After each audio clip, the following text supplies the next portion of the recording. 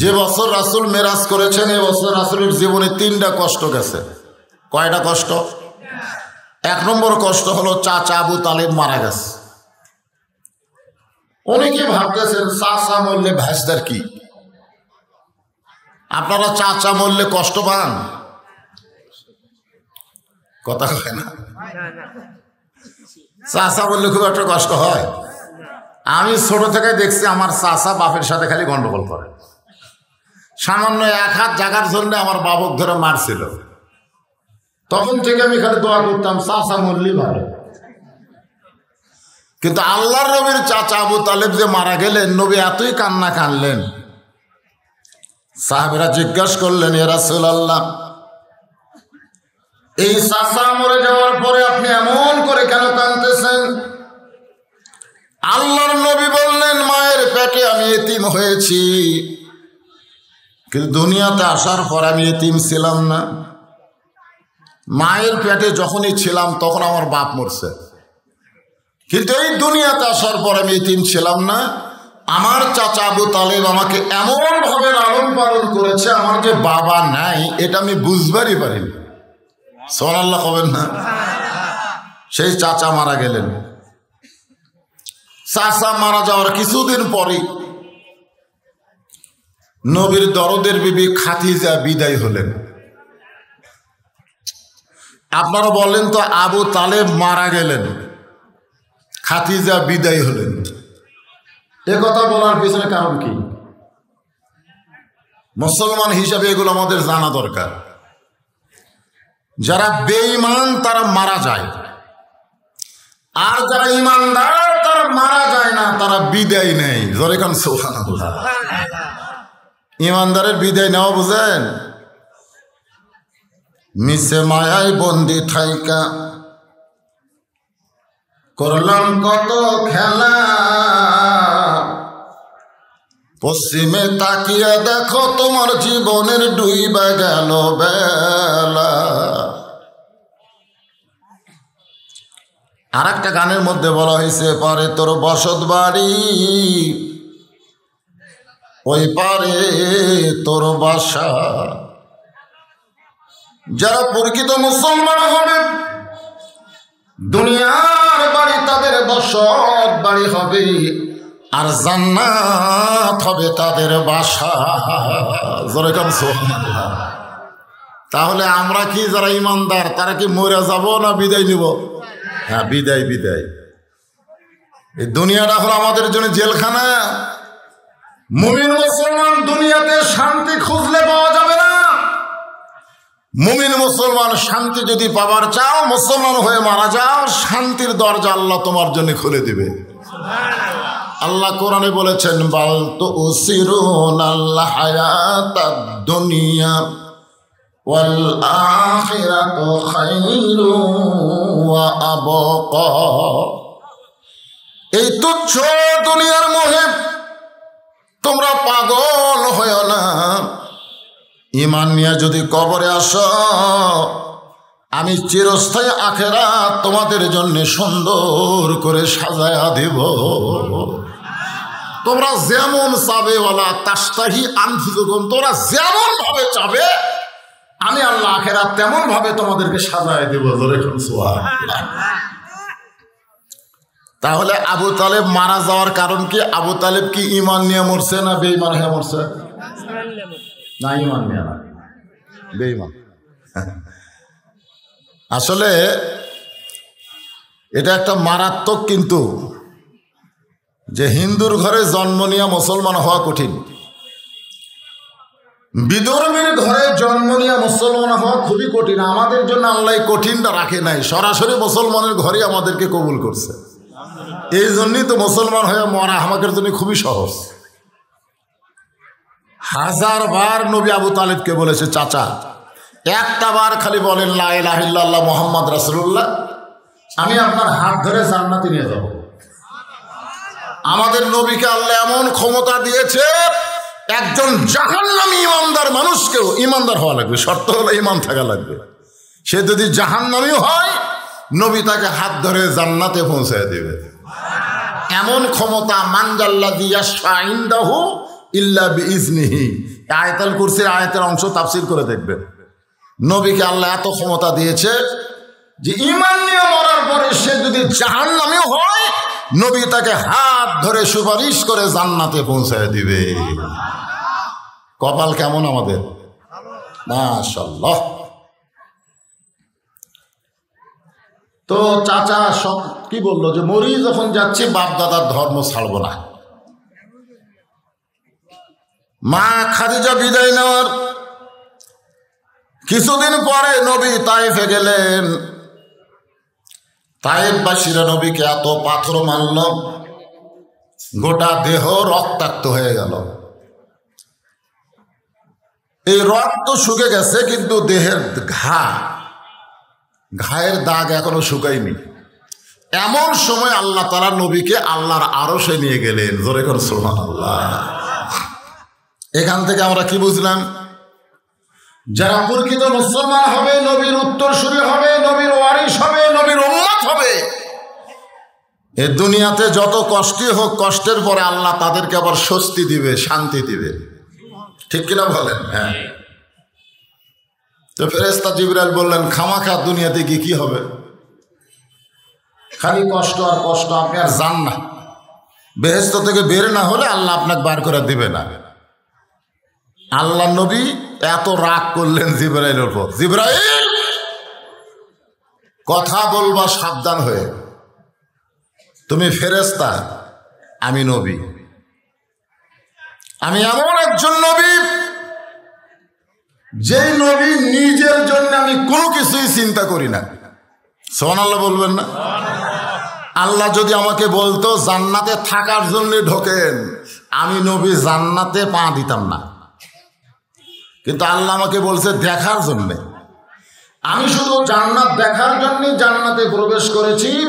আমি সেই দিন জান্নাতে থাকার জন্য প্রবেশ করব যেদিন আমার সমস্ত উম্মতেরা জান্নাতি হবে। নিদানে আখেরাতে তরাইতে পুলসিরাতে কান্ডারি হইয়া নবী পার করিবেন সেই তরণী। গুনগুন করে সবাই বলেন, নবী মর পরশমণি, নবী মর সোনার খনি, নবী নাম ভাবে যেজন সেই তো দুজাহানের ধনী। এমন একজন নবীর উম্মত হিসাবে আল্লাহ আমাদের কবুল করছেন। খুশি না বেজার? এই জন্য সবাই আর একবার বলি আলহামদুলিল্লাহ। আপনারা যে কোরআন থেকে আলোচনা শুনবেন, এই কোরআন সম্পর্কে 3টা স্বীকারোক্তি আপনাকে দিতে হবে।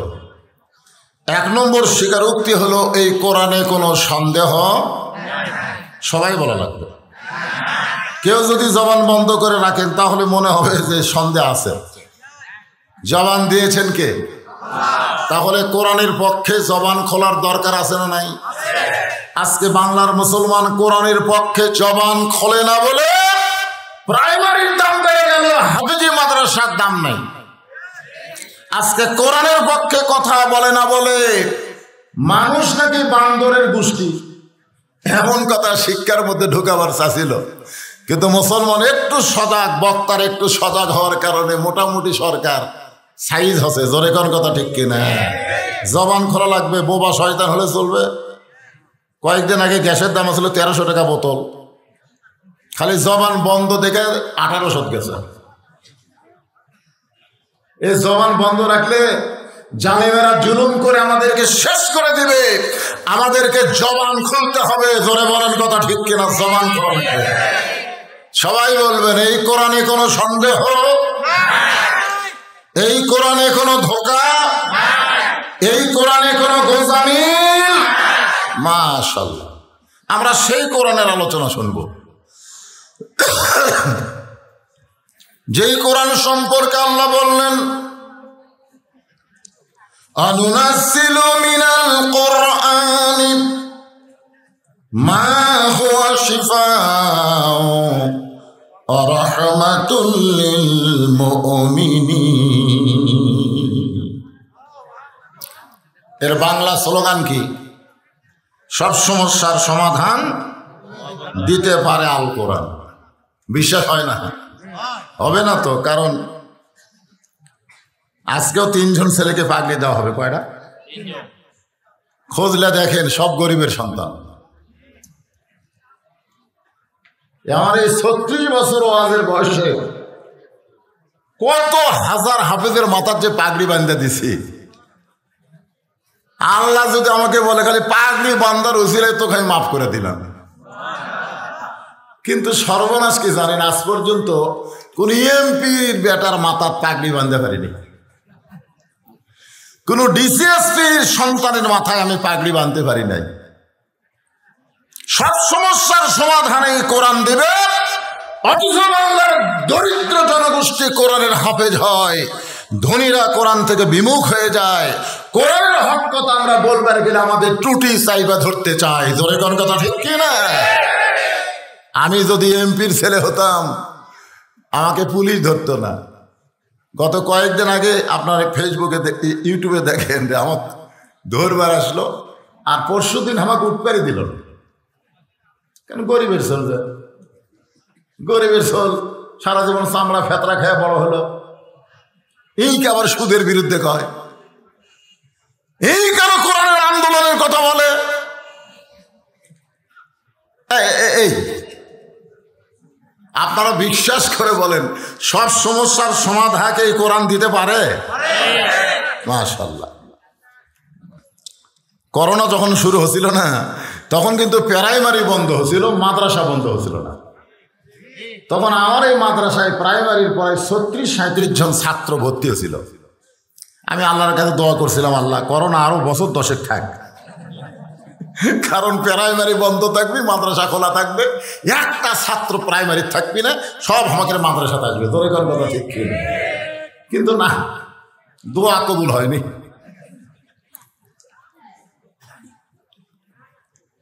কারণ সরকার জানে প্রাইমারি হলো নাপাক, এই নাপাক প্রতিষ্ঠান খোলা রাখলে করোনা ধরবে, আর মাদ্রাসা হলো পাক, পাকের মধ্যে কোনোদিন করোনা ঢুকবে না। তোর কোন কথা ঠিক কিনা? ঠেলা করলে ঠেলা। সেই কোরআনের ছোট্ট একটা সূরা আপনাদের সামনে আলোচনা করব। সূরাটার নাম হলো সূরা আসর। আসর শব্দের অর্থ হলো সময়। বর্তমান সময় খুব ভালো না খারাপ? ছোট বাচ্চা খালি কান্দে, মা আসা কয় হুজুর পানি ফোড়া দেন, পানি ফোড়া দিলাম, খাওয়ার পরে কান্নন থামে না। পরে কয় হুজুর পানি পোড়া দিতে হলো না, তেল পোড়া দেন। পরে তেল পোড়া দিলাম, গোটাল গায়ে মাখলো, তাও কান্না থামে না। পরে ছেলের মা বলতেছে দোয়ার মধ্যে আর বরকত নেই। 1-8 মাস পরে বললাম মা খবর কি? কয় আর কান্দে না। কয় কেমনে কান্দা বন্ধ হলো? তার বাপ একটা মোবাইল কিনে দিছে, যখনই কান্দে তখনই খুলে দিবে, গেম খেলা দেখে আর কান্দে না। আপনারা বলেন যে সময়ে ছোট ছোট বাচ্চাদের হাতে মোবাইল দিয়ে কান্না থামায়, এই সময় কি ভালো সময় না খারাপ সময়? ছোটগুলাই, ছোট বাচ্চারা পর্যন্ত মোবাইল, আর বড়গুলার তো খবরই নেই। প্রত্যেকের হাতে একটা করে মোবাইল। আজকে আবার 14ই ফেব্রুয়ারি, ভ্যালেন্টাইন ডে। সময় মনে হয় খুব ভালো চলতেছে। আল্লাহ সময়ের কসম করছে, সময় খুব গুরুত্বপূর্ণ। এক পলকের নাই ভরসা, এক পলকের নাই ভরসা, মিশে সকল আশা, কখন বুঝি দারুণ ঝড়ে ভাঙবে তোমার বাসা। যে কোনো মুহূর্তে আমাদের সময় শেষ হয়ে যাবে। আমরা যারা এখানে বসে আছি ভাই, মনে করেন সূর্য পূর্ব দিকে উদয় হয়ে গেছে, পশ্চিম দিকে অস্ত যাবে। আমাদের জীবনের হায়াতকে আপনারা একটা সূর্য ধরেন, জোরে কোন কি ধরেন? এটা কি উদয় হয়েছে না হয়নি? এখন আস্তে আস্তে কোন দিকে যাচ্ছে? আসর মানে কি? সময়। আসর কোন সময়? আসর এমন একটা সময় যে সময় থেকে মাগরিব পর্যন্ত খুব একটা বেশি সময় না। সেই সময়ের শপথ করে আল্লাহ বলতেছেন, ইন্নাল ইনসানা লাফি খুসর। ইন্না মানে নিশ্চয়, ইনসান মানে মানুষ। ইনসান মানে কি? মানুষ সম্পর্কে আল্লাহ বললেন লাকাদ খালাকনাল ইনসানা ফি আহসানি তাকওয়িম। মানুষ এমন একটা সৃষ্টি, সুবহানাল্লাহ বলেন। আল্লাহ বলেছেন তার অবয়বকে, তার চেহারাকে আমি আল্লাহ তাআলা অতীব সুন্দর করে সৃষ্টি করছি। আপনার বলেন তো বানরের চেহারা কেমন? বানরের চেহারা এ কথা কয় না কেন? এই যে বাংলাদেশের একজন ডক্টর জাফর ইকবাল, কি ইকবাল? জাফর ইকবাল, ও ষষ্ঠ শ্রেণীতে আমাকে ক্লাস 6-এ ডারউইনের বিবর্তনবাদকে ঢুকাই দিয়েছিল যে মানুষের উৎপত্তি নাকি বান্দর থেকে। বান্দরের ঢপ কি খুব ভালো? যখন ভালো আল্লাহ লাকাদ খালাকনাল ইনসানা কইছে না বান্দর কছে? ইনসান কছে, মানুষ। ইনসান মানে মানুষ। সেই মানুষকে লক্ষ্য করে আল্লাহ বলতেছেন লাফি মানে ভিতরে, খুসরন মানে ক্ষতি। নিশ্চয় মানুষগুলো ক্ষতির ভিতরে। এত আদর করে সুন্দর করে আল্লাহ মানুষ তৈরি করলেন, সেই মানুষ ক্ষতির ভিতরে।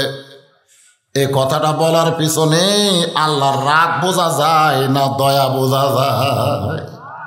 আপনার এখন তো রাগ না দয়া? রাগ কেমনি?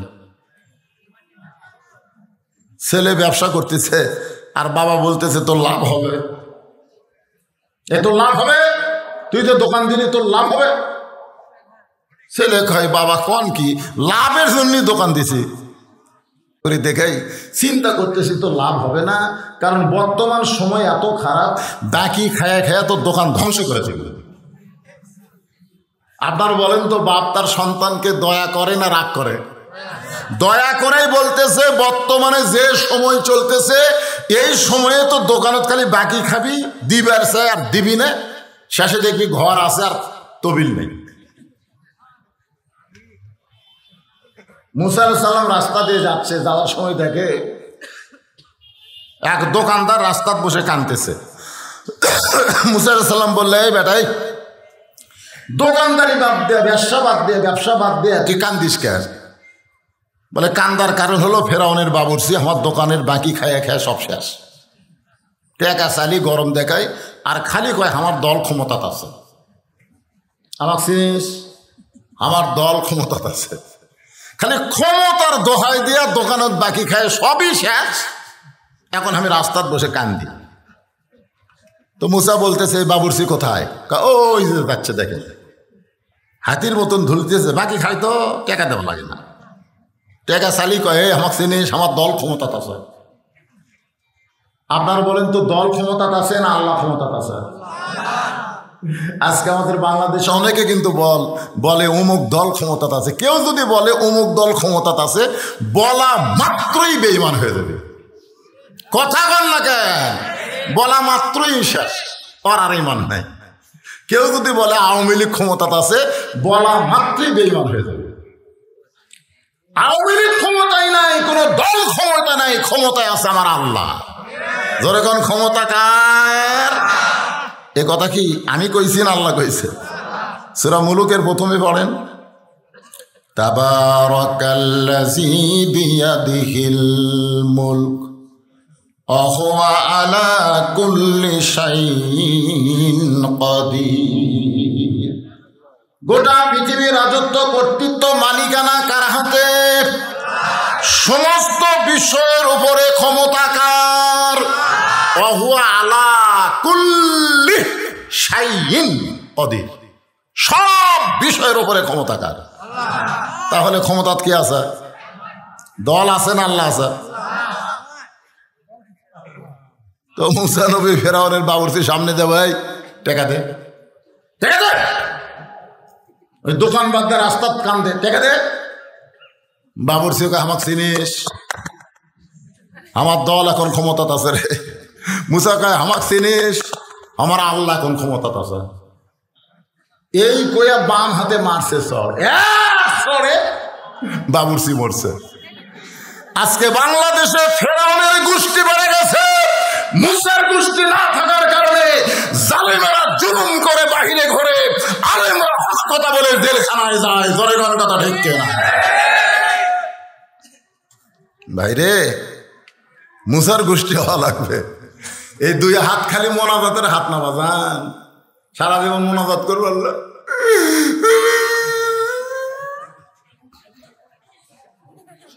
আমার ড্রাইভার আমাকে গাড়ির থেকে নামা দিছে, নামাতে কয় হুজুর আপনি বাসার যান আর আমি গাড়ি গ্যারেজে রাখি। আমি কেবল গেট খুলছি, গেট খোলার পরে 4টা কুত্তে আমাকে ধরছে, মানে গাছের নিচে ঘুম পাড়তেছিল, খাম খাম করে আমার ধরলো, মনে আমার জুব্বা ছেড়ে ফেলে দেবে। আমি আয়াতুল কুরসি কই কুত্তা সরে না, আমি দোয়ায় কুনুত কই কুত্তা লড়ে না, আমি দোয়া ইনুস পড়ি কুত্তা আরো মনে হয় ধরবে আসে। শেষ পর্যন্ত ইন্নাহুম ইয়াকিদুনা কায়দা ওয়া আকিদু কায়দা, কুত্তা খেদানোর আয়াত কই, তারপরে কুত্তা আমার জুব্বাত দিল কামড়। তখন আমার ইমান বলতেছে মাওলানা তোর মুখত খালি দোয়া আছে, তোর হাতত লাঠি নাই। তোর মুখে দোয়া আছে কিন্তু তোর হাতে লাঠি নাই। যদি লাঠি থাকতো এক কুত্তার 5 বাড়ি মারলে বাকি 3টা দৌড় মারতো। জোরে কার কথা ঠিক কি না? আজকে মুসলমানের খালি দোয়া আছে কিন্তু লাঠি নাই। লাঠি থাকলে ফেরাউনের গোষ্ঠী কথা বলতে পারতো না। জোরে কার কথা ঠিক কি আছে? 2 হাত খালি দোয়ার হাত, খালি দোয়া দিয়ে কাম সারবে, দোয়া দিয়ে কাম হবে না। দোয়ার সাথে কি লাগবে? এ কথা কয় না কেন?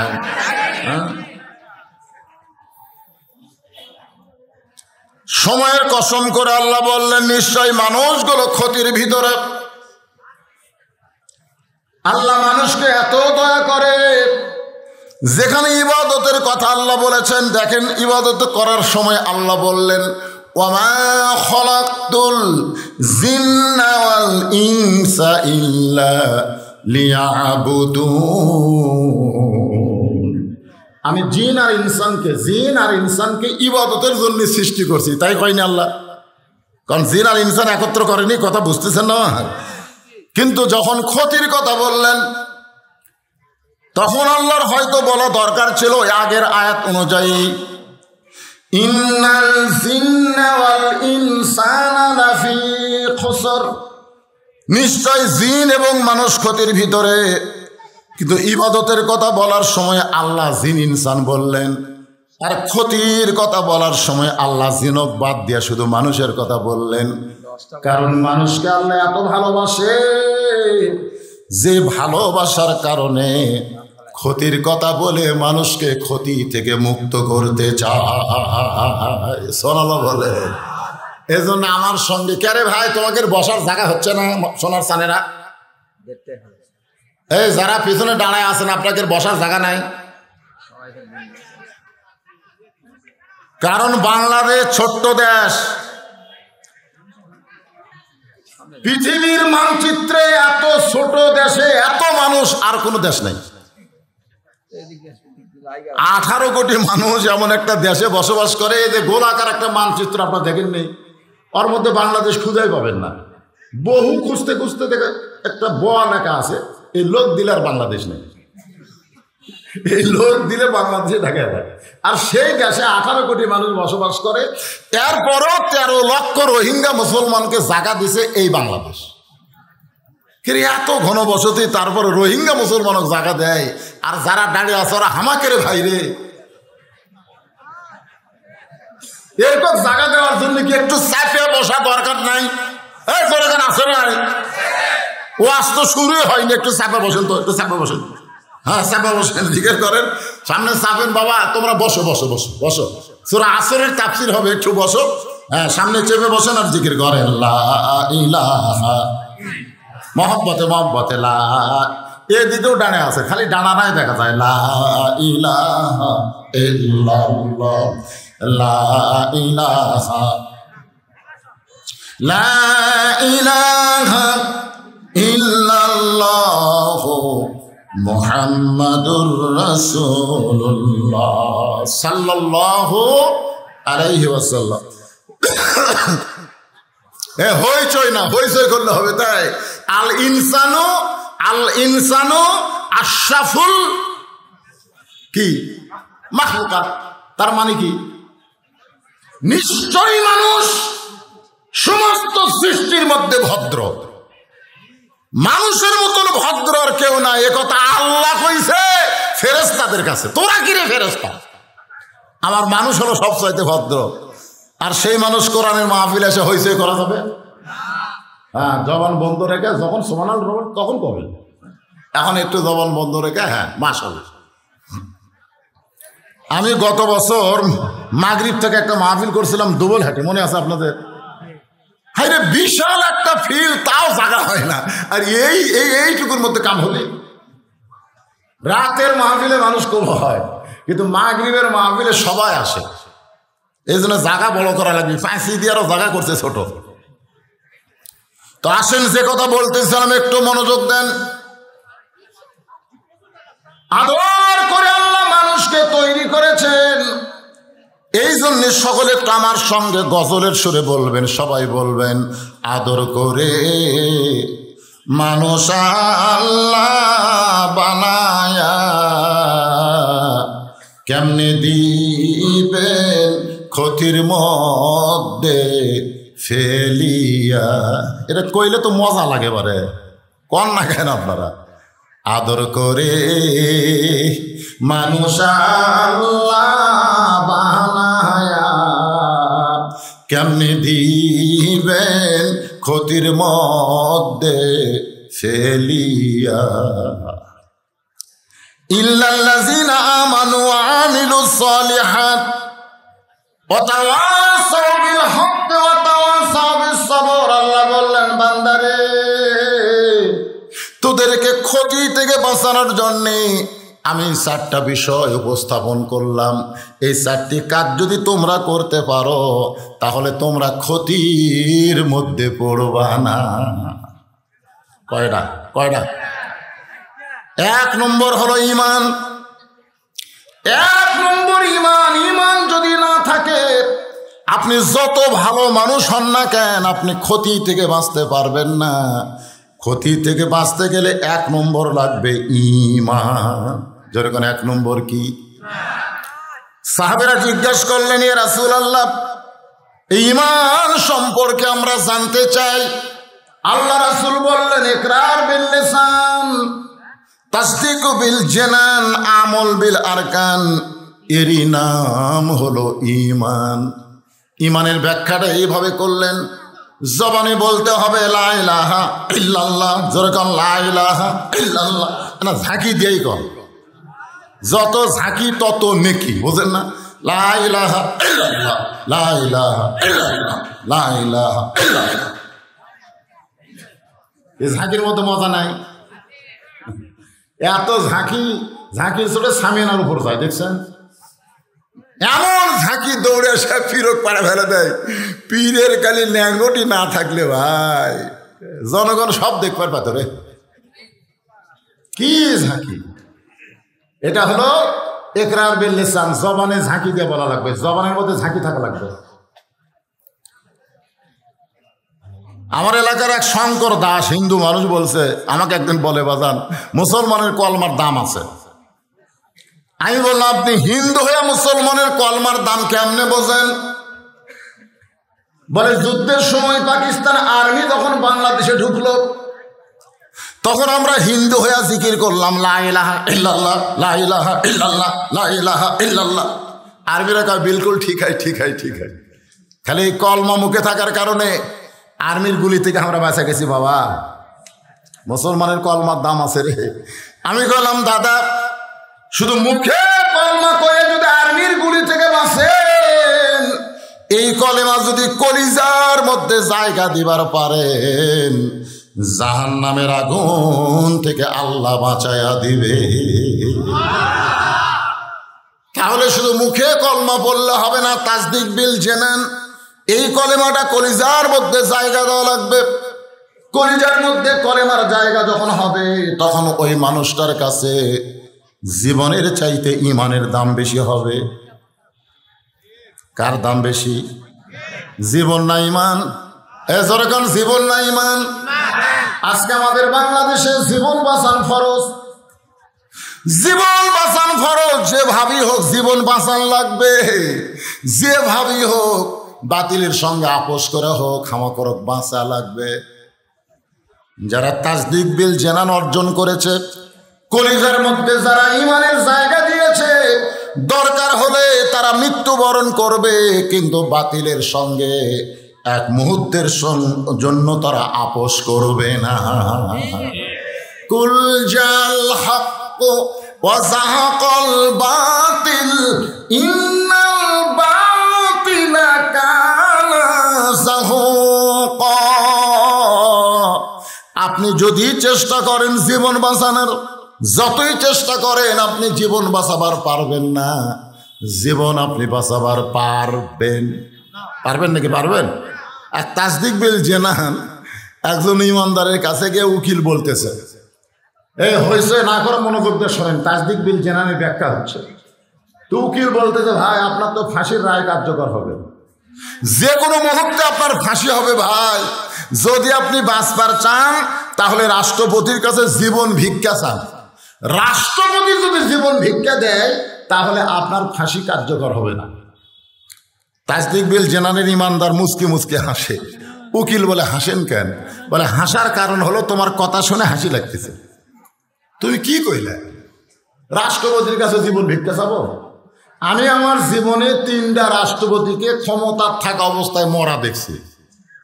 যার কাছে জীবন ভিক্ষা চাবো তার মতন 3টা রাষ্ট্রপতি ক্ষমতা থাকতেই মরিছে। একটা হলো বঙ্গবন্ধু শেখ মুজিবুর রহমান, একটা জিয়াউর রহমান, একটা জিল্লুর রহমান। তো যারা ক্ষমতা থাকতেই মরে যায় তাদের কাছে ইমানদার কোনোদিন জীবন ভিক্ষা চাবে না। জীবন দেওয়ার মালিক যিনি, জীবন নেওয়ার মালিক তিনি। জোরে জোরে কথা বলুন। তাহলে তাসদিক বিল জিনান মানে কি? ইমান বাঁচান ফরজ না জীবন বাঁচান ফরজ? আপনাদের কাছে কোনটার দাম বেশি? অন্তর থেকে বলেন, পরীক্ষা শুরু হবে, পরীক্ষা শুরু হবে, আর বেশি দিন নেই, অল্প সময়ের মধ্যে পরীক্ষা আসতেছে। আল্লাহ বলেছেন, লিয়াবলুয়াকুম আইয়ুকুম আহসানু আমালান ওয়া হুয়াল আজিজুল গফুর। পরীক্ষা ছাড়া ইমানদারকে ছাড়া যাবে না। প্রত্যেকটা ইমানদারের পরীক্ষা নেবেন কে? ওয়ালা নাবলুওয়ান্নাকুম বিশাইইন মিনাল খাউফি ওয়াল জুই ওয়া নাকসিম মিনাল আমওয়ালি ওয়াল আনফুসি ওয়াস সামারাতি ওয়া বাশশিরিস সাবিরিন।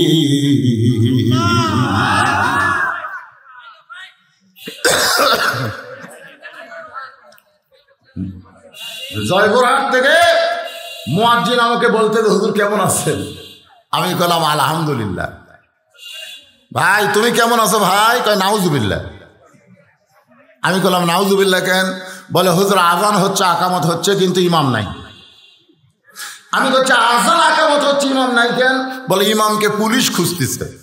ইমাম যে কোন জায়গাত লুকেছে। হ্যাঁ, আমি কইলাম তোমাকে গ্রামের সবচাইতে খারাপ মানুষ কি ইমাম? মুয়াজ্জিন রাগ করে বলে, হুজুর আমাদের 5 পাড়ার মধ্যে ইমামের চাইতে ভালো কোনো মানুষ নাই। তাহলে সেই ভালো মানুষকে পুলিশ খোঁজে কেন? চোর ডাকাত নাই? চোর আছে, ডাকাত আছে, সুদর আছে, ঘুষের আছে, সবই আছে, কিন্তু তাদেরকে পুলিশ খোঁজে না, পুলিশ ইমামকে খোঁজে। তাই মুয়াজ্জিনকে বললাম, কে রে, ইমামকে পুলিশ কেন খোঁজে? আমি তো জানি না হুজুর। জানা লাগবে তো। তুমি আজান আকামত দাও, ইমাম যায় মেহরাবের মধ্যে, আর সেই ইমামকে পুলিশ খোঁজে তুমি জানো না মানে? 3 দিন পরে আমাকে বলতেছে, হুজুর ইমামের মারাত্মক দোষ আছে। আমি বললাম, কি দোষ? বলে, ইমাম বিশ্বাস করে শুধু মসজিদ আল্লাহর ঘর না, গোটা বাংলাদেশ আল্লাহ। ইমামের বিশ্বাস কি? তাসদিক বিল জেনান খেয়াল করবেন, বিশ্বাস করা লাগবে এখানে মসজিদে আল্লাহ না গোটা বাংলাদেশ? কথা কয় না। আপনারা আজকে কোনটুকু বিশ্বাস করেন? এই যে হুজুর দেখতেছেন না, এটা আমার, ওই সাইডে বড় ভাইয়ের, ওই সাইডে যা দেখতেছেন সব আমার, এই পিছন দিকে যা দেখতেছেন আমাকে সব, এর মধ্যে পাও দেওয়ার জায়গা কারণে তো সবাই যদি তোমাকে হয় আল্লাহর কোনটা, আল্লাহটা দেখবার গেলে 2 মিনিট হাঁটা লাগবে হুজুর। আর 2 মিনিট না হাঁটতে আল্লাহটা দেখা যাবে না। 2 মিনিট হাঁটা মসজিদের সামনে যা বলতে যে হুজুর এখানে আল্লাহর কিছু ছিল না, আমার চাচাই 10 শতক আল্লাহ দান করছে, আর আমরা টাকা পয়সা দিয়ে আল্লাহ ঘর বেড়া দিছি। ফেরেশতাকে আল্লাহ এটা কোন দেশ আল্লাহ, যে দেশে তোমার কিছুই নাই ওর চাষা দান করলে তুমি পাও, ওরা টাকা দিয়ে ঘর বানিয়ে দেয়, এই দেশের নাম কি? আল্লাহ ওই দেশের নামই বাংলাদেশে, ওই দেশে আমি আল্লাহর চাইতে গরিব কেউ নাই রে। নাউজুবিল্লাহ করছে। বাংলাদেশে একদম শয়তানি শিক্ষার দাম আছে, আল্লাহর কোরআনের শিক্ষার দাম নাই। জোরে কোন কথা ঠিক না? খালি গুনতির দিক দিয়ে 90% মুসলমান, খালি 90% মুসলমান গুনতি হলে হবে না, হয়তো 92% হচ্ছে মুনাফিক। জোরে কোন কথা ঠিক না? তাহলে মুসলমান গুনতিছে, মুনাফিক গুনবেন না? মুনাফিক আসরের নামাজ নবী পড়তেছেন, আসরের নামাজ ইতিমধ্যে আল্লাহ কোরআনে আয়াত নাযিল করছে, ইয়া আইয়ুহান নাবিয়্যু হারজিল মুমিনিনা আলাল কিতাল। নামাজের মধ্যে কোরআনে আয়াত নাযিল হয়ে গেছে। নবী নামাজ শেষ করে সাহাবীদের বললেন, সাহাবীরা তোমরা শুনলে আশ্চর্য হবে, এই মুহূর্তে নামাজের ভিতরে আল্লাহ তাআলা আমার উপরে কোরআনের আয়াত নাযিল করলো। সুবহানাল্লাহ তো বললেন, এখন আয়াতটা কি? আল্লাহ রাসূল বললেন, সাহাবীরা শোনো, আল্লাহ তাআলা আমাকে জানাই দিল, ইয়া রাসূলুল্লাহ, আপনার পিছনে পায়ের গোড়ালির সঙ্গে গোড়ালি মিল করে যারা জামাতবদ্ধভাবে কাতার সোজা করে নামাজ পড়তেছে, তাদেরকে আপনি সোলজার হিসাবে গড়ে তোলেন, সৈন্য হিসাবে গড়ে তোলেন। যে কোনো সময় মক্কার কাফেরেরা মদিনা আক্রমণ করতে পারে, আর মদিনা যখন আক্রমণ করবে তখন নামাজ দিয়া, দোয়া দিয়া, দুরূদ দিয়া আপনি মদিনা রক্ষা করতে পারবেন না। ওই কাফের বেঈমানদের বিরুদ্ধে অস্ত্র ধরা লাগবে। তখন সামনে কাতারের একজন মুসল্লি, কোন কাতারে? আবু বকর রাদিয়াল্লাহু ডান সাইডে নামাজ পড়ে, সেই টুপি, সেই পাগড়ি, সেই দাড়ি, সেই জুব্বা, নবীর হাঁটুর সঙ্গে হাঁটু লাগায় বলতেছে, হুজুর এটা না গন্ডগোলের আয়াত। কি নামাজি রে, সামনে কাতারে নবীর পাশে নামাজ পড়ে, সেই শালা কি কয়, হুজুর এটা না গন্ডগোলের আয়াত। নবী কালে সব সাহাবার দিকে তাকায়, রথ দিকে তাকায়, ই কে রে, এই টুপিওয়ালা দাড়িওয়ালা জুব্বালা ই কে রে? আল্লাহ কয়, হুজুর চেনেন না? ওয়ামিনান নাসি মান ইয়াকুলু আমান্না বিল্লাহি ওয়া বিল ইয়াউমিল আখির ওয়া মা হুম বিমুমিনিন। পাঁচ ওয়াক্ত নামাজ তাকবীরে উলার সঙ্গে আপনার পিছনে নামাজ পড়ে এমন নামাজি, এরপরেও ও মুমিন না, এরপরেও ওই মুমিনই না। তাহলে কি মুমিন যদি না হয় তাহলে মুনাফিক। কোরআনের আন্দোলন, হকের পক্ষের আন্দোলনকে যারা গন্ডগোল বলবে, এই হলো বাংলার জমিনে মুনাফিক। জোরে বলেন কথা ঠিক কিনা? এই মুনাফিক। কতদিন যাকাত দিয়ে, ফেতরা দিয়ে আদায় করে করে মাদ্রাসা চালাবেন? মানুষ আর কত দান করবে? আমাদের ট্যাক্সের টাকা দিয়ে, আমাদের ইনকাম ট্যাক্স দিয়ে প্রাইমারি চলে, হাই স্কুল চলে, কলেজ চলে, এই কোরআনের নূরানি মাদ্রাসা কেন চলবে না? কেন চলবে না? আবু জেহেল সারা রাত কোরআন শুনছে, সকালবেলা যায় কয় কি সুন্দর কোরআনের বাণী, রাতটা কোন দিক দিয়ে গেল আমি বুঝতে পারিনি। আবু সুফিয়ান বলতেছে, আরে যে কোরআন শুনতে রাত সারা রাত চলে গেল আপনি বুঝতে পারলেন না? সেই কোরআন গ্রহণ করলে তো খুব ভালো হয়। শুনতে যদি এত মজা লাগে তাহলে গ্রহণ করলে আরো ভালো লাগবে। আবু জেহেল বলতেছে, আবু সুফিয়ান এই কোরআন শোনা যাবে কিন্তু গ্রহণ করা যাবে না। কোরআন গ্রহণ করলে আমার মতন ভুয়া মানুষের নেতাগিরি চলবে না, আসল নেতা হবে আব্দুল্লাহর এতিম পোলা। আল্লাহর বান্দার একটু মনোযোগ দা শোনেন।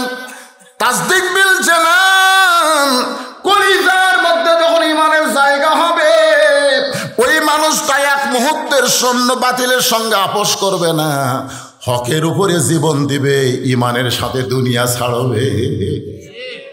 এই মুহূর্তে আপনাদের জন্য ফেরেশতা এখানে আছে। কাদের কাছে জীবনের দাম বেশি, ইমানের দাম বেশি? যাদের কাছে জীবনের চাই জীবনের দাম বেশি, তুই হাত তুলে আল্লাহকে দেখা,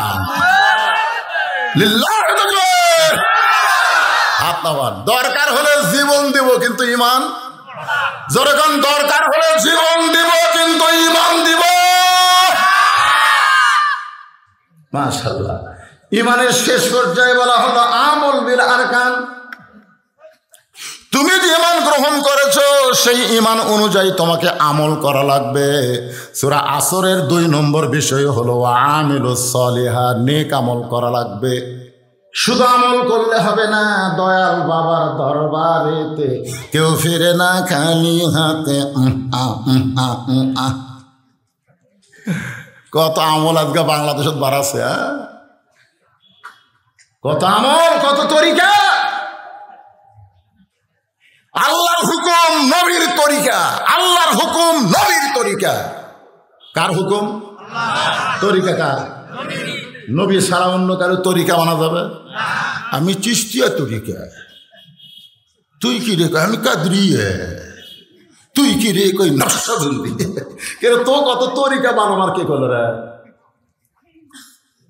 আল্লাহ বললেন, হে রাসূল আপনি বলেন, কুল আপনি বলেন, ইন কুনতুম তুহিব্বুনাল্লাহ ফাত্তাবিউনি ইউহিব্বুকুমুল্লাহ ওয়া ইয়াগফির লাকুম যুনুবাকুম ওয়াল্লাহু গফুরুর রহিম।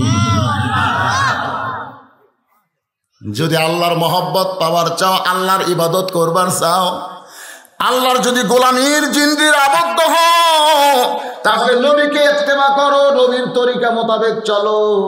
যদি আল্লাহ পাওয়ার চাও, নবী ছাড়া আল্লাহ পাওয়ার কোনো উপায়, তাহলে আমার সঙ্গে সকলে একটু বলবেন, উপায় নাই রে, উপায় নাই রে, উপায় নাই, নবী বিনে আল্লাহ পাওয়ার উপায় নাই। কেরে ছেলেবেলে সাদা কালা গান গাও, বাদাম বাদাম ফাটাও, এখানে হি হি করে হাসতেছে, এ কি হয়? একটু গলা ছেঁড়া খাও বাজান, সবাই একটু বলো, দেখো মজা লাগবে। উপায় নাই রে, উপায় নাই রে, উপায় নাই, নবী বিনে আল্লাহ পাওয়ার উপায় নাই। ঈমান গ্রহণ করার পরে যতগুলো নেক আমল আছে, সমস্ত নেক আমলের মধ্যে 1 নম্বর নেক আমল হলো নামাজ। যেরকম 1 নম্বর নেক আমলের নাম কি? যে নামাজ সম্পর্কে রাসূল বলেছেন, লা সালাতা লা ঈমান, যার নামাজ নাই তার ঈমানই নাই। তাহলে কি বুঝলেন? যে ঈমানের উপরে তখন ওয়াজ শুনলেন, সেই ঈমানটা যদি আমরা রাখতে চাই, তাহলে 1 নম্বর নেক আমল হচ্ছে নামাজ। জোরে বলেন, লা সালাতা লা দীনা। যার নামাজ নাই তার কোনো ধর্ম নাই। বাইনাল আবদি ওয়াল কুফরি তারকুস সালাত। বান্দার কাফেরের মধ্যে পৃথক করার জিনিসটার নামই হলো নামাজ। যে নামাজ পড়বে সে হবে বান্দা, আর যে নামাজ পড়বে না সে হলো কাফের। আমি যেই বলবো বেনামাজি, আপনারা বলবেন কাফের। বলতে পারবেন না ভাইজান? বেনামাজি, বেনামাজি, আরো জোরে সাইড থেকে। হুজুর আপনি কি মনে করছেন আমি কি জুম্মার নামাজ পড়ি না? হ্যাঁ, আল্লাহ হাসরের ময়দানে খুব দয়ালু। তো আল্লাহর দয়ার সীমা আছে? আল্লাহর দয়ার শেষ আছে? আল্লাহ হাসরের ময়দানে বলবে, যারা 5 ওয়াক্ত নামাজ পড়ো নাই, শুধু জুমার নামাজ পড়েছো, আমি আল্লাহ তাদেরকে জান্নাত দিয়ে দিলাম, যাও।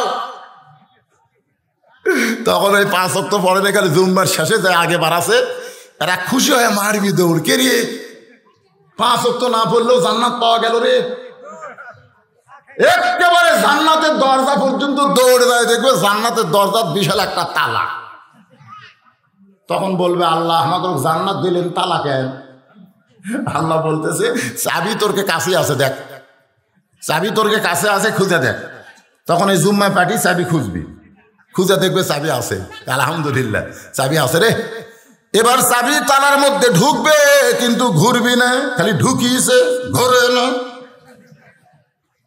আল্লাহ চাবি তো তালার মধ্যে ঢুকলো কিন্তু ঘোরে না। আল্লাহ বলে তালার মধ্যে 5টা দাগ আছে, তোদের চাবির মধ্যে দেখ তো 5টা দাগ আছে কিনা। জুম্মা পার্টি বলবে আল্লাহ কিসের দাগ? বলে 1 নম্বর ফজর, 2 নম্বর জোহর, 3 নম্বর আসর, 4 নম্বর মাগরিব, 5 নম্বর এশা। 5টা দাগ আছে না। আল্লাহ আমাকে চাবি খেলতে না, আমাকে চাবির তো দাগ নেই। আল্লাহ তাহলে জান্নাত দেখে ফিরাই, জান্নাত দেখে ফিরাই। যারা জুম্মা পড়ো 5 ওয়াক্ত পড়ো না, তোমরা জান্নাত দেখতে পারবে কিন্তু ঢুকতে পারবা না। এই জুম্মা পাটি না, এই জুম্মা পাটি।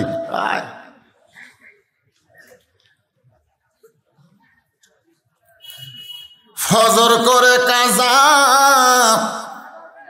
এমন তো হতে পারে তোমার জোহরে জানাজা। কেমন করে ঘুমাও মানুষ, বলেন কেমন করে ঘুমাও মানুষ ফজর করে কাজা, এমনও তো হতে পারে তোমার জোহরে জানাজা। মাগরিবের নামাজ সবাই পড়ছেন তো ইনশাল্লাহ? যদি কেউ মাগরিব না পড়েও আর শুনতেছেন, সারা জীবন মাগরিব আর আপনি পাবেন না।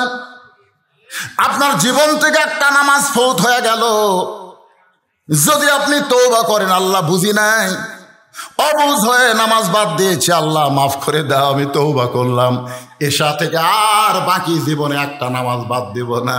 আল্লাহ কয় আমি গফুর রহিম, আমি দয়াবান রহমান রহিম, আমি তোর তওবা কবুল করলাম।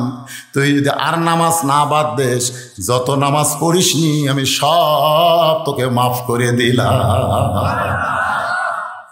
আল্লাহ কোরআনে বলেছেন লা তাকনাতু মির রাহমাতিল্লাহ ইন্নাল্লাহা ইয়াগফিরুয যুনুবা জামিআ ইন্নাহু হুয়াল গাফুরুর রহিম।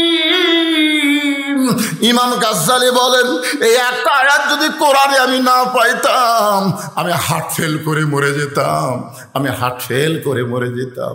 আমি যত বড়ই পাপী হই না কেন, যদি চোখের পানি নিয়ে আল্লাহকে বলি মাবুদ যা করছি করছি আল্লাহ আর কোনোদিন করবো না, আল্লাহ কয় তোর চোখের পানি নাকের ডগায় আসার আগে আমি রহমান রহিম নামের ওসিলায় তোরে মাফ করে দিলাম। পুরুষের জন্য 1 নম্বর হলো নামাজ, ওয়া আমিলুস সালিহা, নারীদের জন্য 1 নম্বর হলো পর্দা। আমার মায়েরা বোনেরা যারা পর্দার অন্তরে আছে একটু মনোযোগ দিয়ে শুনবেন মা। পুরুষের জন্য 1 নম্বর হলো নামাজ, পুরুষের জন্য 1 নম্বর কি? আর নারীদের জন্য 1 নম্বর হলো পর্দা। পর্দা যদি না থাকে নারীদের একটা ইবাদত আল্লাহ কবুল করবে একটা করবে। হ্যাঁ মায়েরা যারা পর্দার অন্তর আছেন একটু মনোযোগ দিয়ে শোনেন, একটু মনোযোগ দিয়ে শোনেন মা। আল্লাহ কোরআন কারিমের মধ্যে বলেছেন ওয়াকারনা ফি বুয়ুতিকুন্না ওয়ালা তাবাররাজনা তাবাররুজাল জাহিলিয়াতিল উলা। কতগুলা মেয়ে মানুষ দরজায় দাঁড়িয়ে আছে, কতগুলা মেয়ে মানুষ কি করতেছে? দরজায় দাঁড়িয়ে আছে। কার দরজা? খাতুনে জান্নাত ফাতেমার দরজা। আল্লাহ রাসূল বলেছেন সাইদাতুন নিসা আহলিল জান্নাহ, ফাতেমাতুজ জোহরা, জান্নাতে নারীদের নেত্রী হবে ফাতেমা।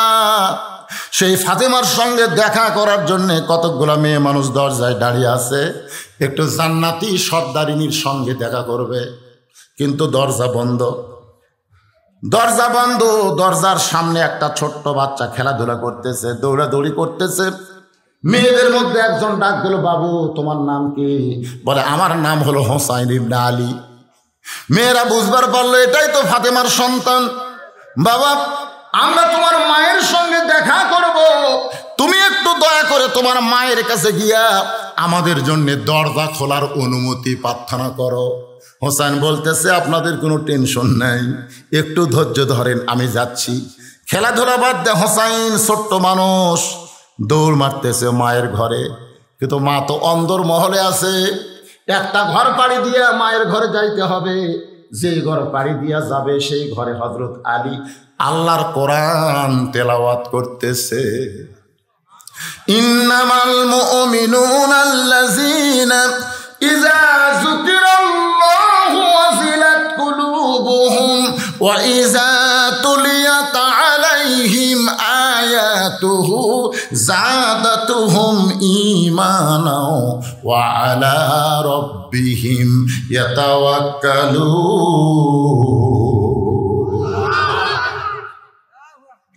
কি তেলাওয়াত করতেছে?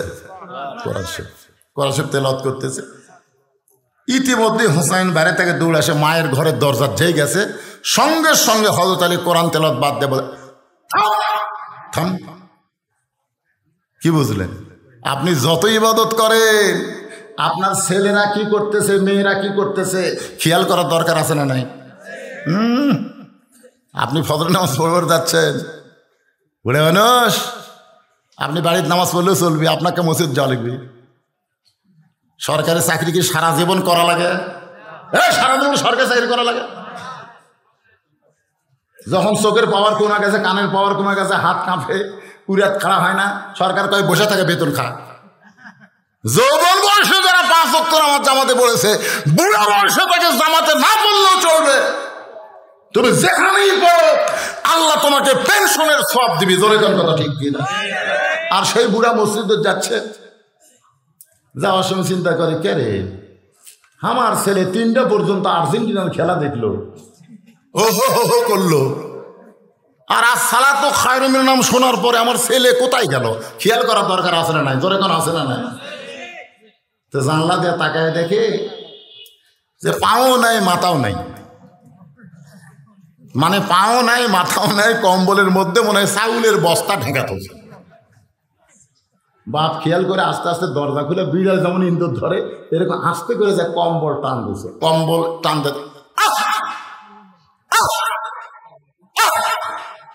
ছেলে লাভ ধরে, আব্বা আহ আহ করেন কেন? তোর চেহারা দেখে তোর সাইজ আর সকালবেলা সাইজ থেকে কুত্তের সাইজ একই সাইজ রে। 7 বছর থেকে নামাজের তালিম দিতে হবে, 10 বছর থেকে আপনার ছেলেকে জোর করে নামাজ ধরাতে হবে। জোরে কথা বল না কেন? কথা বল না। যদি আপনার ছেলেকে নামাজ ধরাবার পারতেন, ওই আর্জেন্টিনার পতাকা কোনোদিন ধরতো না। যদি নামাজ ধরাবার পারতেন, ও ব্রাজিলের জার্সি কোনোদিন পড়তো না। কিন্তু ধরাননি, ধরাছেন কি? খেয়াল করার দরকার নাই। হযরত আলী কোরআন শরীফ পড়তেছে, আফজালুল জিকির তেলাওয়াতুল কোরআন, সবচেয়ে উত্তম জিকির হলো কোরআন তেলাওয়াত করা। সেই কোরআন তেলাওয়াত বাদ দিয়ে বল থাম। খেয়াল করতে হবে আপনার মেয়ে কি করতেছে, আপনি খেয়াল করবেন না? আজ 14 ফেব্রুয়ারি বিয়ার আগে মেয়ে কি করতেছে? আসার সময় মরুম আব্দুল জলিল পার্কে দেখলাম তো, কি করতেছে, কি করতেছে? ওটা কি আসমানত থেকে আসছে না আপনার জন্ম দিছেন? আপনার 22 বছর আইডিয়া কি করে আপনার খেয়াল করা? কথা বলেন, খেয়াল করেন তো। আপনার 17 বছরের মেয়ে কি করে খেয়াল করবেন? আপনি জান্নাতে যাবেন, জান্নাত আপনার মামার বাড়ি না।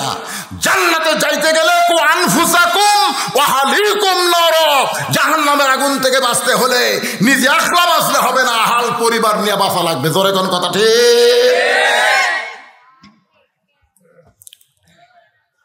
হযরত আলী বললেন থাম। হুসাইন থেমে গেছে। আলী বলতেছেন, বাজান তুমি বাইরে, এই কটাকে রে, কি উঠি, কি হচ্ছে, কি হয়? এখন তোকে সামাল করো বাবা। হ্যাঁ, যাই হোক ছোট বাচ্চা তো, এখন তাকে সাইজ করা লাগবে। কে সাইজ করতেছে? আলী বোঝেন, আলী বোঝেন। থাম। কে তুই বেড়া খেলাধুলা করতেছিলি, ভালো কথা, তো বেড়া থেকে দৌড়ে মায়ের ঘরের দরজার, তার মানে তো হোসেন বলতেছে, আব্বু কতগুলো মেয়ে মানুষ তো দরজার দাঁড়িয়ে আছে, আমার মার সাথে দেখা করবে, তো মা দরজা খুলে দিবি কিনা, দেওয়ার অনুমতি দিবি কিনা, ওটা জানার জন্য আমি মার কাছে যাচ্ছি। আলী বলতেছেন, তোর বয়স কত? তো হোসেন বলতেছে, আব্বু আমার বয়স কত আমি তো জানি না। এই জন্যই তো তোর থামাছি, এই জন্যই তোকে থামাছি রে বাজান, তোর বর্তমানে যে বয়স হয়েছে এই বয়সে তুই তোর মায়ের কাছে যাইতে অনুমতি লাগবি, তুই মায়ের কাছে যাইতে মায়ের অনুমতি লাগবি রে পাগলা। তোর বয়স হলো এখন 4 বছর, 4 বছরের বাচ্চা যখন তখন মায়ের ঘরে ঢুকতে পারবা না। 2 বছর পর্যন্ত বাচ্চা যদি আপনার ঘর চেতনও থাকে, আপনি বাচ্চার সামনে বক চুমা খান, আদর করেন, ভুগতলেন, কোনো সমস্যা নাই। কারণ 2 বছরের বাচ্চা দেখবার পারে কিন্তু মেমোরি ধারণ করতে পারে না। কথাগুলো বুঝতে পারতেছেন? 2.5 বছর যখন বাচ্চার বয়স হবে, সেই বাচ্চা যদি ঘর চেতন থাকে, বাচ্চা চেতন থাকা অবস্থায় আপনার হালাল বউকেও আপনি আদর করতে পারবেন না। এরই নাম হলো ইসলাম। ঘরের মধ্যে হালাল বউকেও চুমা খাওয়া যাবি না, ওই 2.5 বছরের বাচ্চা যদি চেতন থাকে। আর তোরা জলিল পার্কে কি করতেছিস?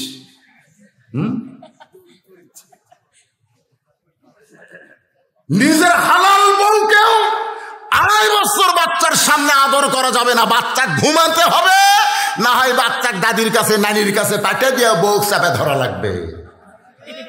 যদি বাচ্চার সামনে ধরেন, বেড়ে এসে বলতে পারে আব্বা তাই মা চাপে ধরছিল, বলতে পারে তো।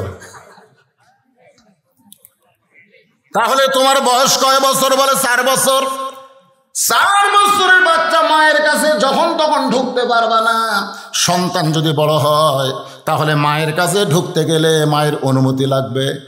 আবার মেয়ে যদি বড় হয়, বাবা ঢুকতে গেলে মেয়ের অনুমতি লাগবে। আমাকে আল্লাহ 3টা মেয়ে দিছে। বিশ্বাস করেন, আমি কোনো দোলনা কিনিনি। দোলনা বোঝেন না? বাচ্চা করে ঘুম পাড়ানো দোল। আমি দোলনা কিনিনি। আমার বউ কয় দোলনা কিনবো না। ওই এত বড় বুক থাকতে দোলনা কিসে? আমার 3টা মেয়েকে, প্রত্যেক মেয়ের 3 বছর পর্যন্ত আমার বুকের উপর আমি ঘুম পাড়াচ্ছি। মেয়েরা যেন বলতে না পারে যে আমার আর ছেলে হয়নি দেখে বাবার মন খারাপ, এটা যেন বলবার না পারে। আমি আমার বুকের উপরে ঘুম পাড়াইছি। আমার 3টা মেয়েকে আমি এত চুমা খাইছি, এত আদর করেছি, কিন্তু এখন মেয়েরা বড় হয়ে গেছে। আমি ঘরে থাকলে আর মেয়েরা ঢুকতে চায় না। আমি যখন ডাকি তখন মেয়েরা আমার কাছে এসে মাটির দিকে তাকায় থাকে। আমার মন চায় আমি মেয়েগুলোকে আবার একটু আদর করি, কিন্তু আমার ইমান বলতেছে বড় হয়ে গেছে। জোহরের নামাজের পরে রাসূল ফাতেমার দরজায় ডাকতে বলে, ফাতেমা একটু দরজা খুলে দে মা, আমি তোর সঙ্গে একটু দেখা করবার চাই। ফাতেমা বলতেছে, বাবা এখন অনুমতি দিতে পারলাম না, এখন দরজা খোলা যাবে না বাবা, আপনি ফেরত যান। যেই নবীর জুতার পরশ আল্লাহর আরো ধন্য হয়ে যায়, সেই নবীকে ফাতেমা ফেরত পাঠায় দিলেন। নবী চলে গেলেন বাড়িতে। আসরের নামাজের পরে নবী আবার ফাতেমার দরজা এসে বলে, মা সকাল থেকে তোর মুখটা দেখিনি মা, তোরে না দেখলে আমার শান্তি হয় না, একটু দরজা খুলে দে, আমি তোর চেহারা দিকে একটু যাবার চাই। ফাতেমা বলতেছে, বাবা এখন আপনার ফাতেমা বড় হয়ে গেছে, এমন একটা পোশাক ফাতেমার গায়ে বাবা, যেই পোশাক উপর দিকে দিলে নিচে বের হয়ে যায়, আবার নিচের দিকে পোশাক নিয়ে গেলে আবার উপরটুকু বের হয়ে যায়। এই পোশাক পরে আমি কেমনে দরজা খুলবো? আল্লাহ রাসূল এত কান্না কাঁদলেন। ফাতেমা একটু জানলা খুলে দে মা, আমার গায়ের চাদর তোকে দিব। নবী আমার গায়ের চাদর খুলে ফাতেমারে দেয়। ফাতেমা সেই চাদর পরে বাবার জন্য দরজা খোলে। নবী তাকায় দেখে ফাতেমা নিচের দিকে তাকায়া 2 চোখ দিয়ে ধর ধর করে পানি পড়তেছে। আল্লাহর নবী বলে, ফাতেমা একটা বার কি আমার দিকে দেখবি না? ফাতেমা বলে, বাবা আপনার গায়ের চাদর পরে আমার শরম লাগতেছে। আল্লাহর নবী বলেন, ফাতেমা এই দুনিয়া বড় কষ্টের জায়গা মা, এই কষ্টের দুনিয়ায় 33 বার সুবহানাল্লাহ, 33 বার আলহামদুলিল্লাহ, 34 বার আল্লাহ আকবার আমল কর। আল্লাহ তোকে দুনিয়া থেকে বিদায় নেওয়ার পরে 8টা জান্নাতের দরজার মালিক করে দিবে। তাহলে কি বুঝলেন? সন্তান বড় হলে ইচ্ছা মতো মায়ের কাছে যাইতে পারবে না। আবার যদি মেয়ে বড় হয়, বাবা ইচ্ছা মতো মেয়ের ঘরে ঢুকতে পারবে না। আলী বলে, হোসাইন তোমার এখন 4 বছর বয়স হয়েছে বাবা, তুমি যখন তখন মায়ের ঘরে ঢুকতে পারবা না, আসো আমার কাছে। হোসাইনকে হযরত আলী কাছে ডাক দিলেন, কপালে একটা চুমা দিয়ে বললেন, বাজান মন খারাপ করিস না, মন খারাপ করিস না, এই কোরআনটা একটু ধর, ধর কোরআনটা ধর। হযরত আলী তার 4 বছরের বাচ্চাকে বলতেছে কোরআনটা ধর। হোসেন বলতেছে দেন দেন, সুবহানাল্লাহ কবেন না? বাপ কয় কোরআন ধর, বেটা কয় দেন। আলী তখন আসমানের দিকে তাকায় বলে, আল্লাহ আল্লাহ, এমন একটা সন্তানের বাপ হয়েছি যেই সন্তান আমার জন্মসূত্রে পবিত্র হয়ে জন্মেছে। কোরআন দিবার সালি কয় দেন, আর হামাকের গুলে খাড়া হয়ে পেশাব করে। ওর মা কয় এত দোয়া দরুদ কিন্তু তো বসে না। আমি কইলাম কে খাড়া হয়ে পেশাব করিস, কোন ক্লাসে পড়িস? ক্লাস 1-এ পড়িস। আছে তো তোর শিক্ষক তোর শিখাইনি কেমনি পেশাব করা লাগবে, তুই খাড়া হয়ে পেশাব করিস কেন? তোর মাও বেজা। তোকে চাষা যে কি কয়, একদিন প্রাইমারি পেশাবখানা যায়, দেখি আমার স্যারই খাড়া হয়ে পেশাব করে। স্যার যদি খাড়া হয়ে পেশাব করে, তার ছাত্র বসবি করে? আপনি কেমন বাবা হয়েছেন? আপনার সন্তানের হাতে একদম গোলামের বই দেন, আর আল্লাহর কোরআন দিবার পারেন না। জান্নাতে যাবেন, ফুটবলের মতো লাত্তি খাবেন। আজকে এখানে যারা বাবা আছেন, কোন কোন বাবা সন্তানের হাতে আল্লাহর কোরআন দিবার চান? একটু 2 হাত তোলা, আল্লাহকে দেখান। 2 হাত তোলা, আল্লাহকে দেখান। হাত নামান, হাত নামান। আপনার সন্তানকে মিথ্যে শিক্ষা দিয়ে কি বানাচ্ছেন? মিথ্যের ফ্যাক্টরি।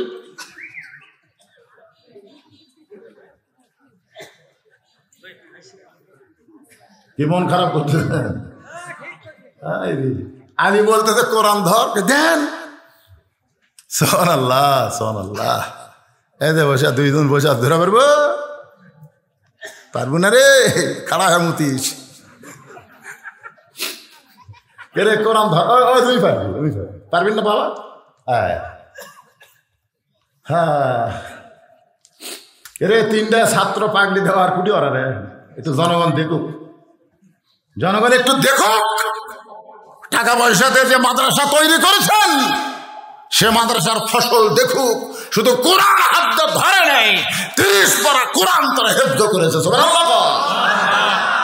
জান্নাতে যাবে যাবে, 10 জন জাহান্নামী মানুষকে সুপারিশ করে জান্নাত নিয়ে যাবে। হোসেনের হাতে হযরত আলী কোরআন শরীফ দিয়ে ওয়াবিলুস সালিহার উপর কথা বলতেছি। ভাইজান একটু মনোযোগ দিয়ে শুনবেন। পুরুষের জন্য 1 নম্বর কি, আর নারীদের জন্য সে পর্দার উপরে কথা বলতেছে। আমার মায়েরা একটু মনোযোগ দিয়ে শুনবেন। হোসেনের হাতে আল্লাহর কোরআন শরীফ দিয়ে হযরত আলী এখন অন্দর মহলে যাবে।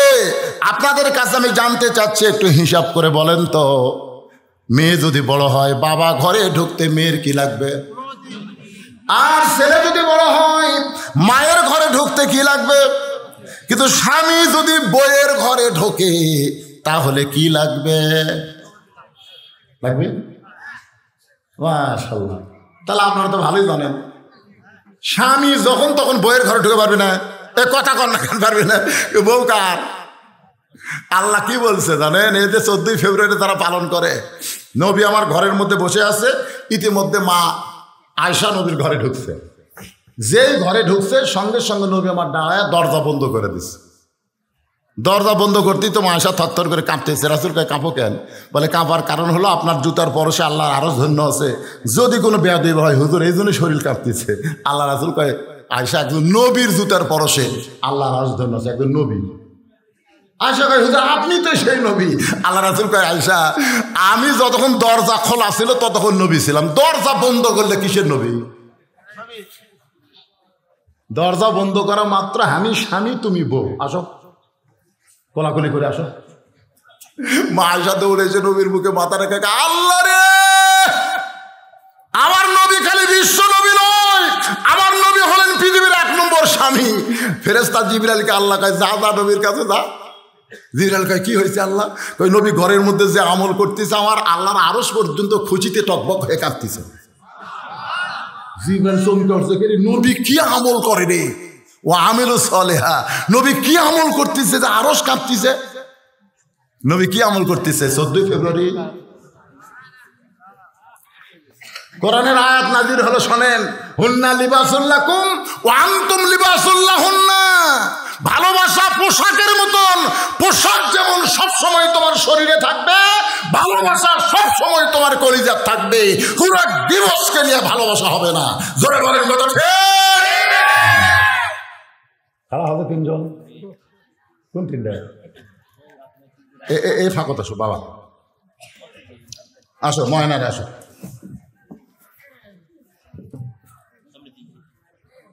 দেখেন আল্লাহ আমাকে বলেছিল হুজুর পাগড়ি দিয়ে ওয়াজ শুরু করেন।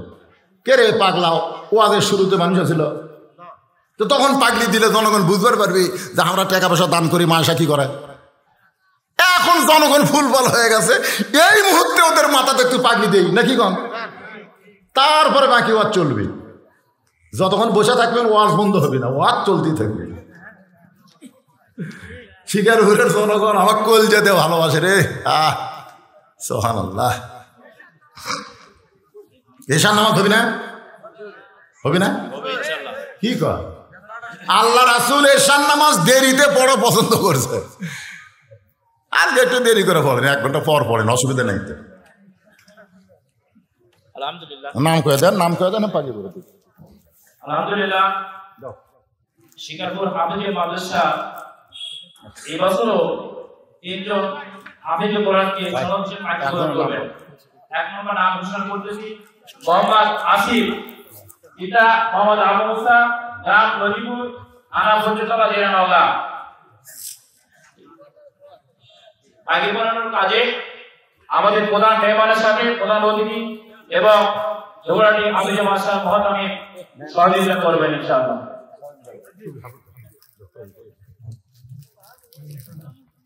দ্বিতীয় সাল্লাল্লাহু আলাইহি ওয়াসাল্লাম। তাহলে কোরআনের 3 জন পাখিকে আপনারা দেখলেন, খুশি না বেজার? খুশি। খুশি। কারা কারা খুশি? 2 হাত তুলে টান লাগ দেখান। লিল্লাহি তাকবীর। মাশাআল্লাহ মাশাআল্লাহ। বাবা বসেন। হযরত আলী এখন ফাতেমার ঘরের মধ্যে ঢুকবে। হোসেনের হাতে কি দিছে? কি দিছে?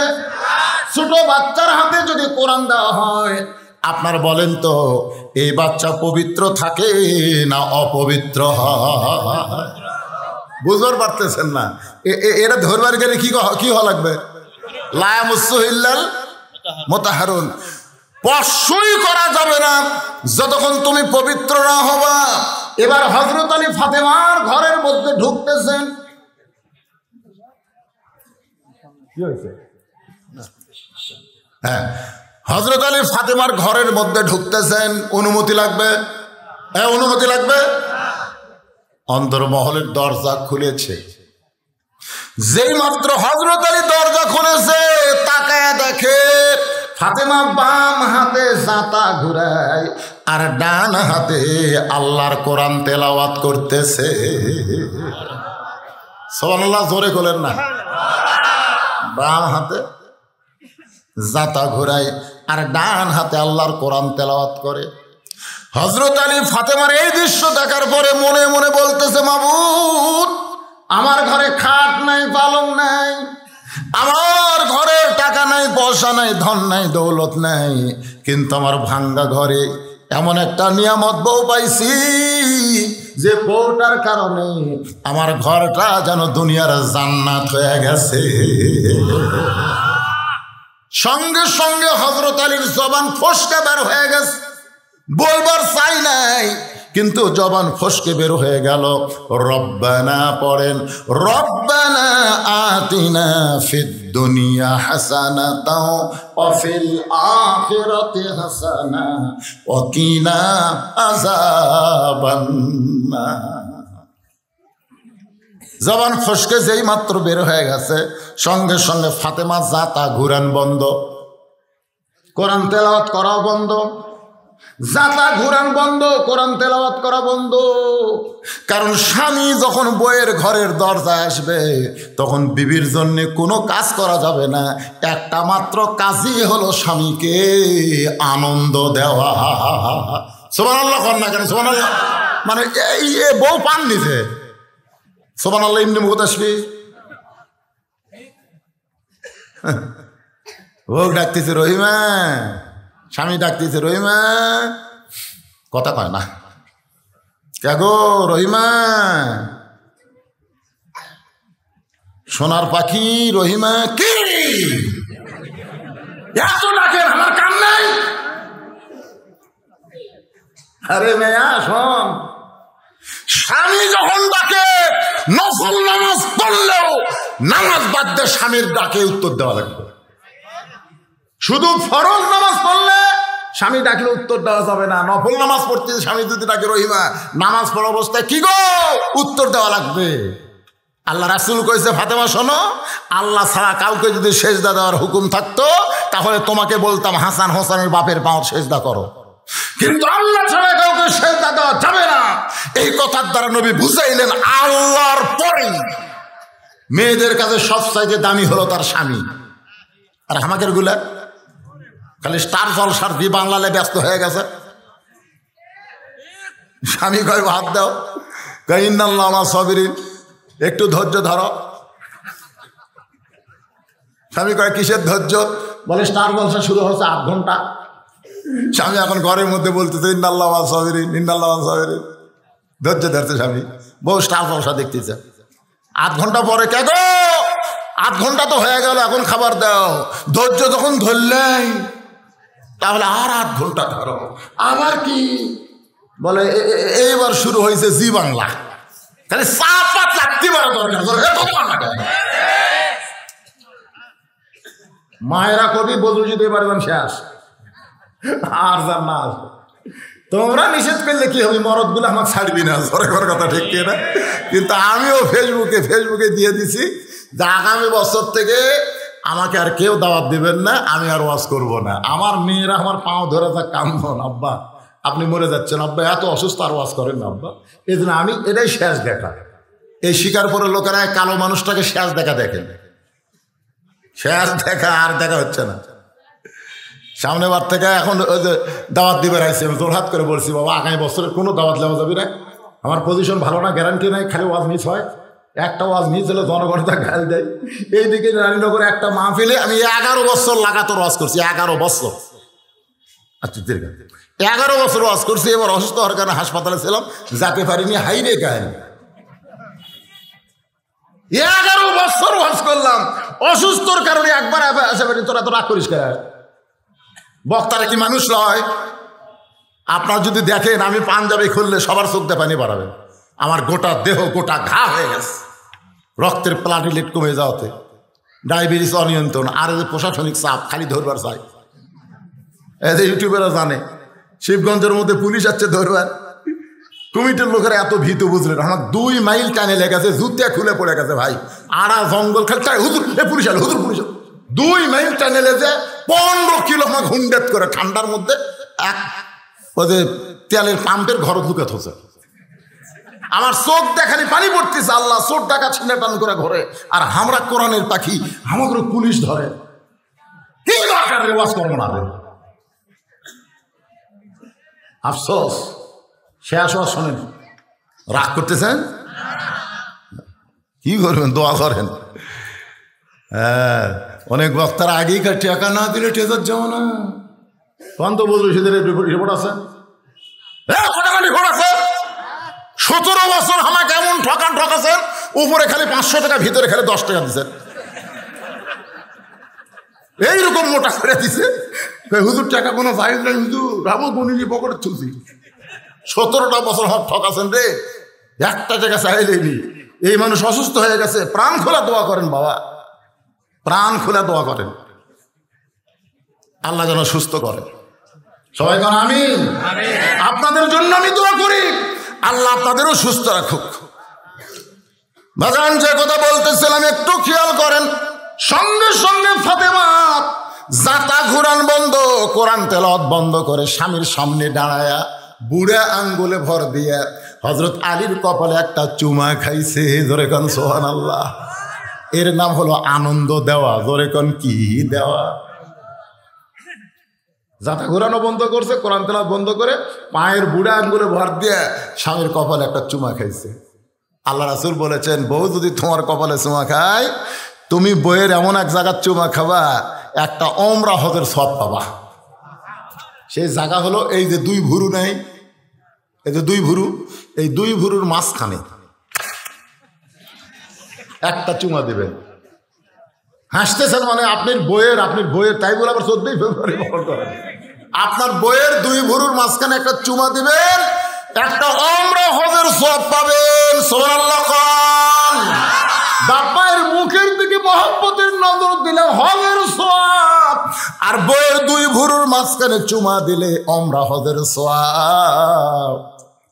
হযরত আলী ফাতেমার দুই ভুরুর মাঝখানে চুম্বন দেয়। ফাতেমা বলে, স্বামী গো, কোরআন শরীফ পড়তেছিলেন, সেই কোরআন শরীফ পড়া বাদ দিয়া অন্দরমহলে কেন ঢুকলেন? অন্দরমহলে কেন ঢুকলেন?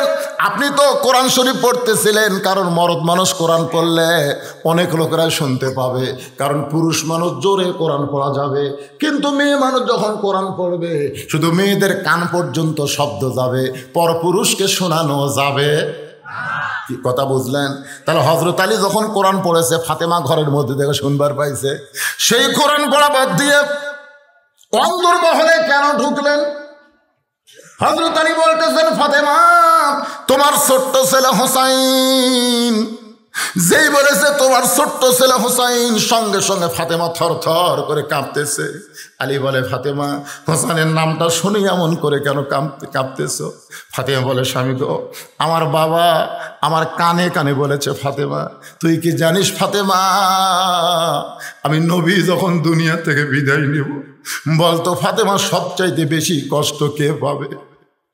ফাতেমা তুই কি বলতে পারিস মা, আমি নবী যখন বিদায় নিব এই দুনিয়ার সবচাইতে বেশি কষ্ট কে পাবে? ফাতেমা বলে, বাবা আমি সবচাইতে বেশি কষ্ট পাবো। রাসূল বলে, ফাতেমা তুই আমি গেলে কষ্ট পাবি মা, কিন্তু জানিস না রে ফাতেমা, তুই সহ আমার সমস্ত সাহাবী মিলে যে কষ্ট পাবে, তার চাইতে বেশি কষ্ট পাবে আমার হাসান আর হোসাইন। আল্লাহর নবী বলে, ফাতেমা যদি দুনিয়াতে আমার বাঁচতে মন চায়, আমার হাসান হোসেনের জন্য বাঁচতে মন চায় মা, কিন্তু আমার যাওয়ার সময় হয়ে গেলে আমি কি করব মা? আবু বকরকে নবী ডাক দেয়, বলে, আবু বকর, আমি নবী বিদায় নেওয়ার পরে আমার হাসান হোসেনকে কোনোদিন বলবো না আমি কোন জায়গায় আছি, আমি কোন জায়গায় আছি, ওরা যতদিন জানতে না পারবে নানা নানা বলে আমাকে খুঁজবে। যদি বলে দাও আমি রওজার মধ্যে আছি, আমার হাসান হোসেন যদি নানা নানা বলে চিৎকার দেয়, আমি নবীর ঘুম কিন্তু ভাঙ্গে যাবে। ফাতেমা কান্দের বলে, স্বামী গো, আল্লাহর নবী বলেছেন, ফাতেমা আমার হাসান অবিকল আমার মতো, হাসানকে নিয়ে কোনো টেনশন করা লাগবে না, কিন্তু হোসাইন বলো জেদি মা, এই জন্য আমি জীবনের চাইতে হোসাইনকে ভালোবাসি। সেই হোসেন কোনো বেয়াদবি করছে? আলী বলে, ফাতেমা কোনো বেয়াদবি নয়, দরজায় কতগুলো মেয়ে মানুষ দাঁড়ায় আছে, তারা তোমার সঙ্গে দেখা করবে। হোসাইন তোমার কাছে অনুমতি নেওয়ার জন্য ঢুকতে চাইছিল, কিন্তু হোসাইন 4 বছর বয়স হয়েছে বলে তোমার ঘরে ঢুকতে না দিয়া তার হাতে আল্লাহর কোরআন দিয়েছি। সঙ্গে সঙ্গে ফাতেমার স্বামীর কপালে একটা চুমা দিয়ে বলে, স্বামী গো, ওই বাবা মাই হলো সবচাইতে বড় ভাগ্যবান যাদের সন্তানের হাতে থাকবে আল্লাহর কোরআন।